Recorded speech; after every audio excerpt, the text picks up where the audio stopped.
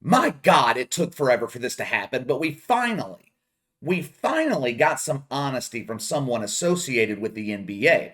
Honesty, authenticity, very rare nowadays, especially in NBA circles. So when I see someone being honest, even if I don't agree with them, I can still respect them for keeping it real. Now I'm about to butcher the hell out of this dude's name. I've never heard of him until today. Doubt most of you guys have either. Chamath Palihapitiya is one of the minority owners of the Golden State Warriors. He holds a very, very tiny portion of the franchise. He's the founder and CEO of Social Capital, which is a venture capitalist firm. He also co-hosts a podcast because why the hell not? Everyone has a podcast in 2022. But the podcast is what's bringing the media attention and the scrutiny onto Chamath Palihapitiya.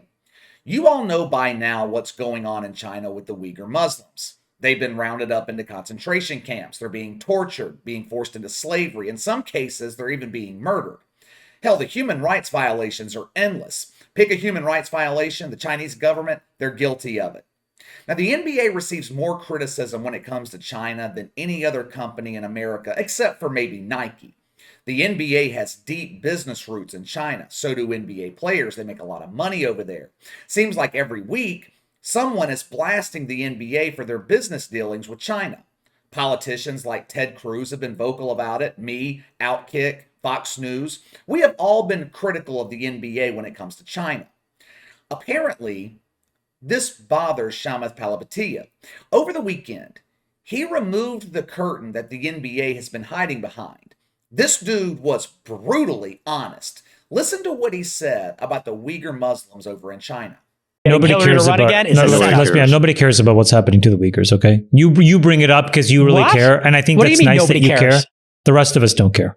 I'm just telling you a very hard. Wait, you're saying you personally don't care? I'm telling you a very hard, ugly truth. Okay, of all the things that I care about, yes, it is below my line. His ass is getting torched right now on Twitter and in the media for saying this. Ted Cruz called him shameless. Multiple media outlets have picked up the story.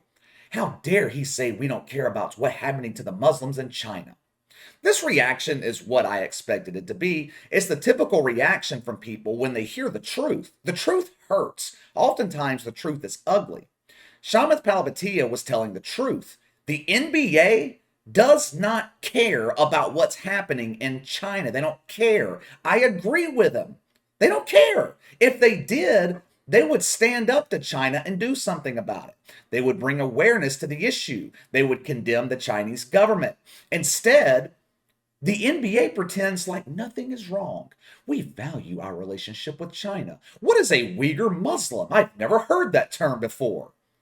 I don't understand why people are so pissed off with the guy for actually telling the truth. Outside of Enes Kanter, he's the only person associated with the NBA that's told the truth in years. The past 2 or 3 years, the NBA has been nothing but a propaganda machine, spreading lies, preaching the virtues of social justice, bringing awareness to criminals. Listen, I don't agree with Chamath Palihapitiya. I don't.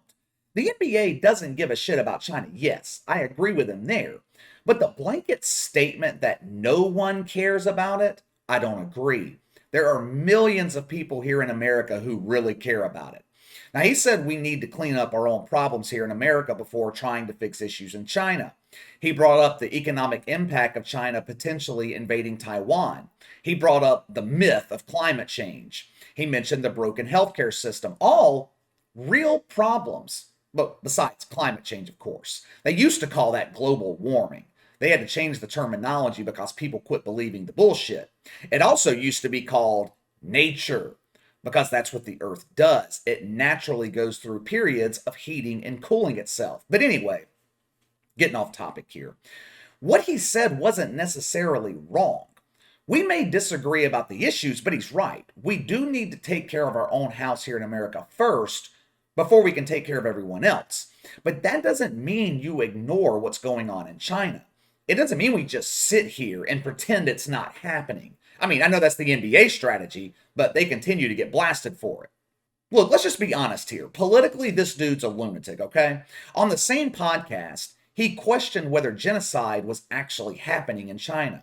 He claimed that the Chinese government wasn't a dictatorship, which is complete bullshit. By definition, Communism requires a dictator. You can't have a communist system without a dictator. Communism requires complete and total control of the population. He also claimed America was no better than the Chinese government, which is also bullshit.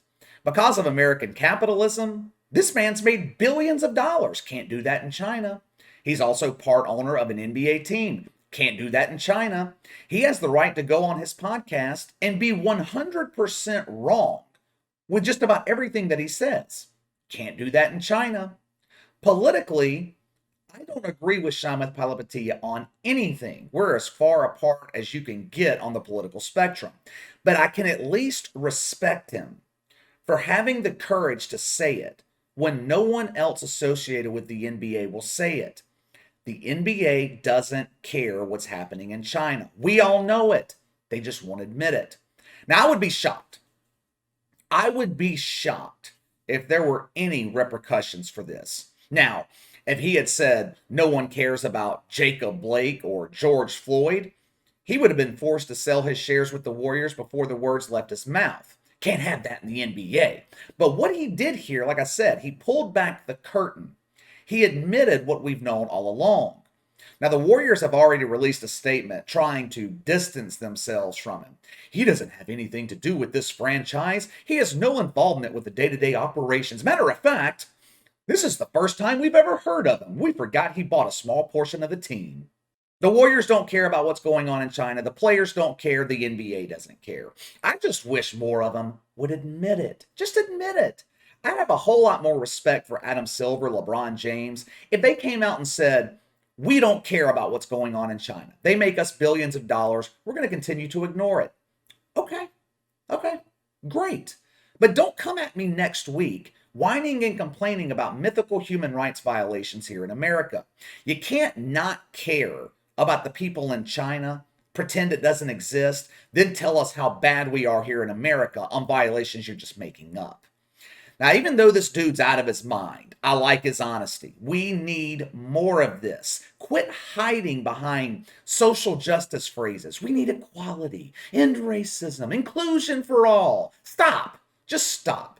Just say what you mean. The NBA is only about social justice when it benefits them. When it doesn't, when standing up for human rights could cost them billions of dollars, they just look the other way. All right, let me know what you guys think. Do you at least respect the guy for being honest, for finally telling us what we've known all along? The NBA doesn't care about China. Sound off in the comments below. Make sure to like and subscribe. Click the notification bell to receive all notifications from the channel. Best way to contact me is by email at btlkc84@gmail.com, KC_BTL84 on Twitter. I'll see you guys tomorrow.